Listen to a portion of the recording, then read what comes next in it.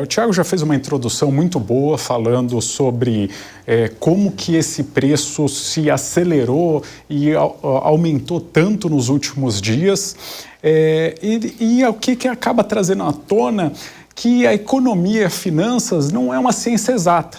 É uma ciência social que vive de perspectiva.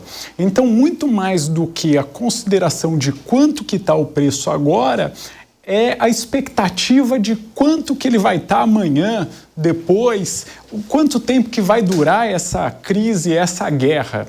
Então, o mercado está realmente sem saber se esse problema no Oriente Médio vai ser de curta ou longa duração. Então, isso faz com que realmente os preços se descolem e muitos agentes econômicos se antecipem. Nós estamos falando de 20% da produção mundial, do transporte mundial de petróleo, mas e os outros 80%? Então, a gente está vendo como que todo mundo está focando só nesses 20% da produção, do transporte do petróleo. Então, assim, é uma coisa comum dos agentes econômicos se exaltarem demais em certos momentos. Eu acredito que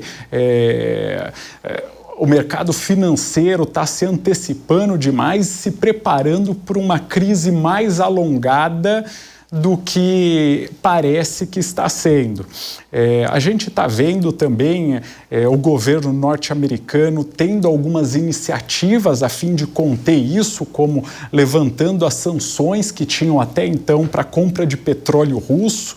Então, os Estados Unidos também está no mesmo problema que o Brasil está. Então, a gente precisa dar tempo a tempo para ver como que vai se desenvolver esse cenário.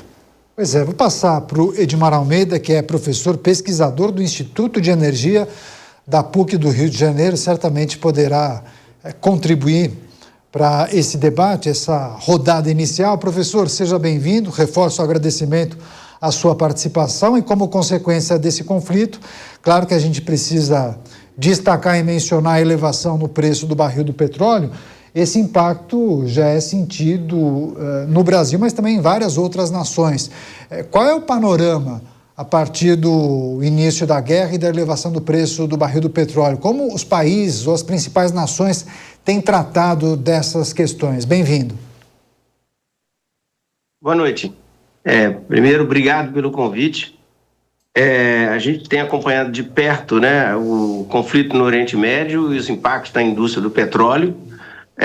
O setor de petróleo internacional, né, se assustou inicialmente. O preço do barril ele ultrapassou $100, chegou a perto de $120 logo no início da guerra, e depois, com a notícia, né, de que os países da OCDE liberaram estoques estratégicos, o preço do petróleo caiu, isso também em função da fala, né, do presidente Trump de que a guerra duraria pouco tempo, né? Então o mercado se acalmou com essas duas notícias, mas o que a gente vê de uma semana para cá é um recrudescimento do conflito e o mercado começa a se assustar novamente com a perspectiva de choques mais duradouros no mercado de petróleo, mas também de gás natural, de fertilizante e outras commodities derivadas do petróleo que saem daquela região, né? A gente tem tido, nos últimos 2 dias em particular, notícias muito preocupantes de escalada no conflito com efeito para as infraestruturas petrolíferas, né? Ou seja, não só de petróleo, mas também de gás, né? Na medida que a notícia se espalha de que a capacidade de produção está sendo afetada pelo conflito, isso certamente afeta o mercado de petróleo, né? O petróleo hoje passou dos $100, né? Chegou a 110, incomodou um pouco abaixo disso, mas num patamar já muito elevado, né? E o que a gente pensa, né, é que não esses 20%, né, que foi mencionado pelo colega, esses 20% não é pouco, isso é se configurar, né, uma ruptura nesse patamar de 20% da oferta mundial, isso vai ser a maior disrupção da oferta de petróleo desde do choque de petróleo da década de 70. E a gente sabe o que aconteceu na década de 70 em termos de impactos econômicos, né?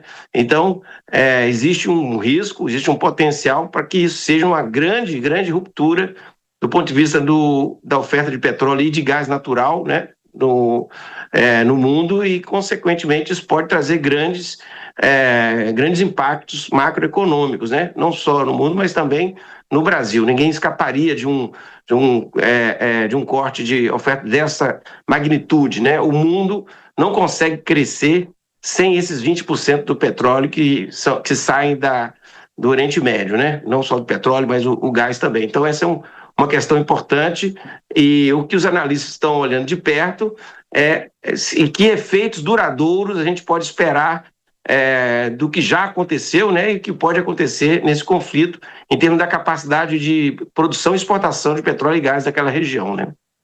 Esses 20%